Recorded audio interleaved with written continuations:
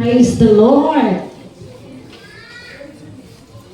So karon nga takna magahisgot kita alang sa ato ang paghatag sa atong buhi nga Dios sa Leviticus 27 verse 30. Ang pulong sa Ginoo nag-ingon, a tithe of everything from the land, whether grain from the soil or fruit from the trees, belongs to the Lord. It is holy to the Lord.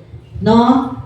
Ang nagaingon ang pulong sa Ginoo, ang ikanapo ang mga abot nato gikan sa mga kaumahan, tanan nga mga abot nga atong madawatan, no? Dapat ato ana siya nga mabalik sa ato ang buhi nga Dios kay balaan na para sa ato ang buhi nga Dios, no? Belongs, ingon pa diha, belongs to the Lord. Tanan, whether grain from the soil or fruit from the trees, belongs to the Lord. It is a testimony ko sa inyo, ang gamay lang, no? Na aming buongon sa pag-transfer na mo sa balay, na aming buongon nga, pila na gyud katuig, wala gyud siya na mga. Then, we declare, ikaw, mamunga ka nga buongon in the name of Jesus. Kaya kung dili ka mamunga, putlon ka na mo.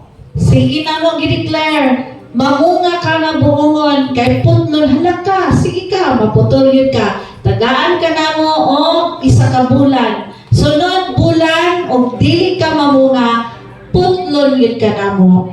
O sa dihang niabot ang isa ka bulan, nitoy-toy, na anay nitoy-toy nga bunga. May suot, kabalo mo, pila ra ka buok? Duha. So, duha. Amo ang siya nga gi-follow mo, niingon, everything from the land, whether grain from the soil or fruit from the trees, belongs to the Lord. So, among gihimo, amo ato siya nga gi-offer dinhi, no? Gi-offer, pero wala. Pagpangutanan ako nila ni Millicent, may unsay lami sa buongon kay dagan may hala kalami kauno na nato mimi kung dili na ilabtan para na siya kay Lord. Amo ang gi-obey.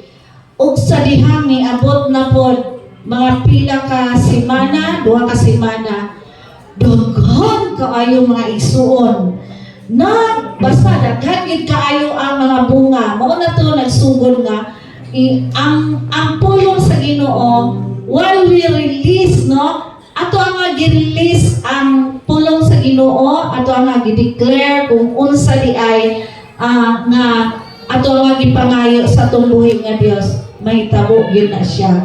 No, it is a testimony, daghan kaayong bunga ang amo ang buongon. Ug sa dihang nakakaon namin na iniabot nga mga pesticide, pest, no? Nga gipang kay amo ang ato nga gibalik na kanang ipaabot si pastora kay apil si pastora ato nga nag-declare tama gid ato nga makakaon yun si pastora pag uli niya unsa may nahitabo mga igsuon ang mga linghod ang talandagan kayo gipang harvest.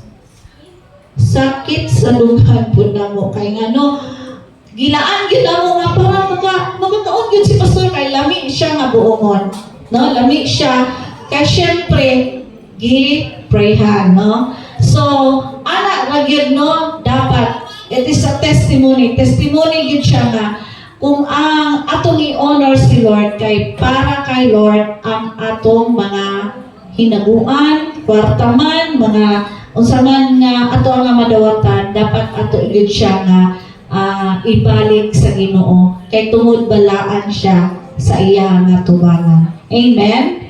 So amen. So manindugtan tanan before, no,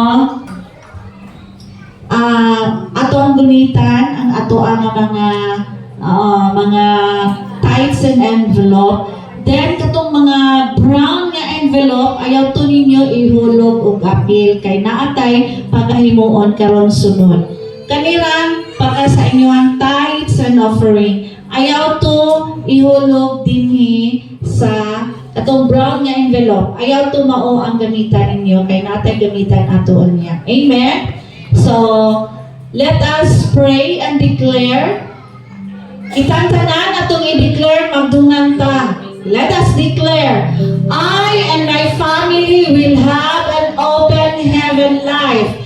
Blessings so great, I and my family can't contain. I and my family will have super abundant crops. I and my family are well guarded.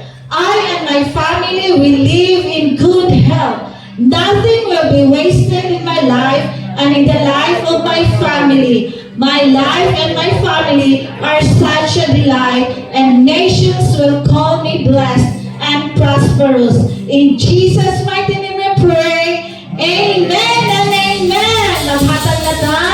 Hallelujah. Thank you, Lord.